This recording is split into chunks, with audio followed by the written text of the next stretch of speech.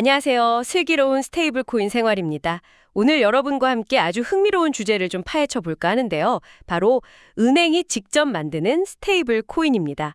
최근에 국내 주요 은행들이 이 원화 기반 스테이블 코인 개발에 뛰어들었다는 소식 아마 들어보셨을 거예요. 이게 도대체 뭐고 우리 금융 생활이랑 무슨 상관이 있는지 오늘 한번 제대로 알아보겠습니다. 네, 안녕하세요. 이게 정말 중요한 움직임인데요. 그냥 새로운 코인 하나 나온다 이런 차원이 아니고요. 금융 시스템 자체가 좀 바뀔 수도 있다 이런 신호탄으로 볼 수 있거든요. 말씀하신 것처럼 KB, 신한, 우리 같은 큰 은행들 다 뛰어들었고요. 거기에 인터넷 은행들 또 기술 기업들까지 가세하는 모양새라 기존에 우리가 알던 그런 민간 스테이블 코인이랑은 좀 결이 다르다고 봐야겠죠. 아, 결이 다르다. 어떤 점에서 구체적으로 다른 건가요? 기존에도 테더나 서클 같은 스테이블 코인들이 있었잖아요. 네, 좋은 질문이신데요. 가장 큰 차이는 역시 발행 주체랑 담보 방식입니다. 기존 코인들은 아시다시피 테더나 서클 같은 민간 기업이 주로 만들었죠. 그리고 담보도 달러나 국채를 가지고 있다고는 하지만 그게 100% 투명하게 공개되거나 실시간으로 검증되기는 좀 어려운 부분들이 있었잖아요. 맞아요. 논란도 좀 있었고요. 그렇죠. 근데 은행 스테이블 코인은 일단 은행, 그러니까 제도권 금융회사가 직접 발행을 하는 거고요. 담보도 100% 원화의 취급이나 아니면 국채 같은 안전자산으로 딱 묶어두는 방식입니다. 100%요? 와, 그럼 훨씬 더 안정적이라고 믿을 수 있겠네요. 이론적으로는 그렇죠. 은행이라는 신뢰도가 있으니까요.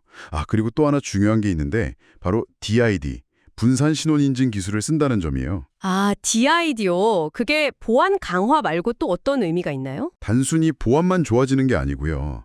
이게 토큰 자체에 신원 확인 정보, 그러니까 KYC나 자금 세탁 방지, AML 같은 요소를 내재화할 수 있게 해줘요.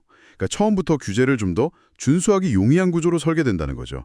은행 입장에서는 굉장히 중요한 부분일 겁니다. 그렇군요. 규제 문제를 처음부터 안고 간다 이런 느낌이네요. 그럼 이 디지털화된 원화, 실제로 우리 생활에서는 어떻게 쓰일 수 있을까요? 예금, 대출 이런 얘기도 있던데요. 네, 맞습니다. 목표 자체가 그냥 가상자산 거래소에서만 쓰는 코인이 아니라 진짜 우리 현실 금융 서비스랑 바로 연결되는 거예요. 예를 들면 이 스테이블 코인으로 이자를 주는 예금이나 적금 상품이 나올 수도 있고요. 이걸 담보로 대출을 받는 서비스도 가능해지겠죠. 오, 스테이블 코인 담보 대출이요? 신기하네요. 네, 심지어 스마트 계약 기술을 활용해서 대출 상환 같은 걸 자동으로 관리하는 시나리오까지도 나오고 있습니다. 그리고 개인 간 송금도 훨씬 편해질 수 있어요. 특히 해외 송금이요. 해외 송금. 이건 정말 많은 분들이 관심 가질 것 같은데요. 그렇죠.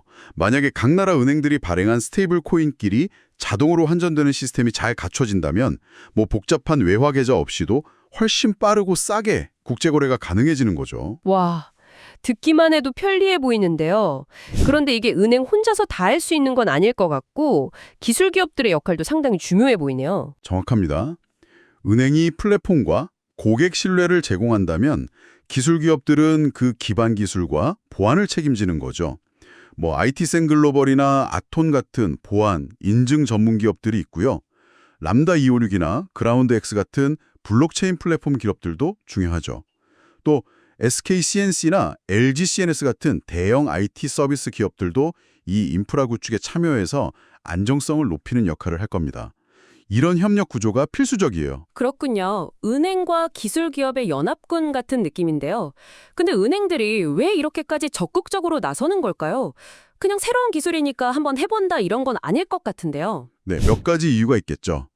일단 곧 시행될 가능성이 높은 디지털 자산 기본법 같은 제도 변화에 미리 대비하고 이 시장을 좀 선점하려는 의도가 있을 겁니다. 규제 틀 안에서 뭔가 실제로 돌아가는 사례, 레퍼런스를 만들고 싶어 하는 거죠. 아, 규제 환경 변화에 대한 선제적 대응이군요. 네.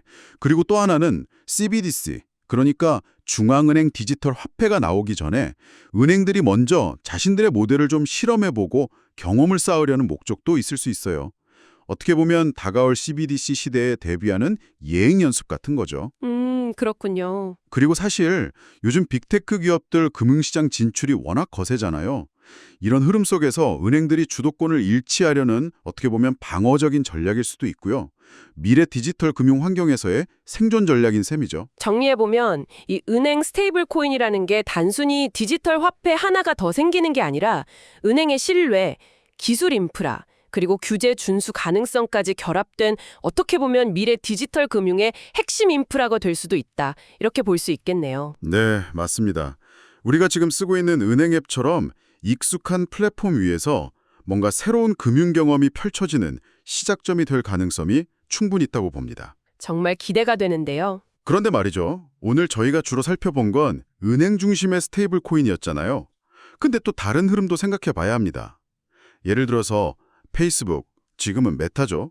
메타가 예전에 추진했던 DM 프로젝트 같은 거나 아니면 아마존이나 애플 같은 정말 거대한 기술 기업들이 만약 자체 스테이블 코인을 만든다면 그건 또 어떤 모습일까요? 와, 정말 흥미로운 질문이네요. 그들이 가진 플랫폼 파워나 사용자 수를 생각하면 만약 나온다면 그 파급력은 상상하기 어려울 정도일 텐데요. 과연 그들이 만드는 스테이블 코인은 은행들이 만드는 것처럼 기존 금융 시스템이랑 잘 연결될까요? 아니면 그들만의 어떤 폐쇄적인 생태계를 더 강화하는 쪽으로 갈까요? 그렇죠. 그 방향에 따라서 금융시장의 판도가 또 한 번 크게 달라질 수도 있겠죠. 네, 이 질문은 앞으로 저희가 계속해서 주목하고 또 이야기 나눠봐야 할 중요한 포인트인 것 같습니다. 자, 오늘 저희가 준비한 이야기는 여기까지입니다. 은행이 만드는 스테이블 코인에 대한 궁금증이 조금이나마 해소되고 여러분의 금융생활에 새로운 관점을 더하는 시간이 되셨기를 바랍니다. 감사합니다. 네, 감사합니다.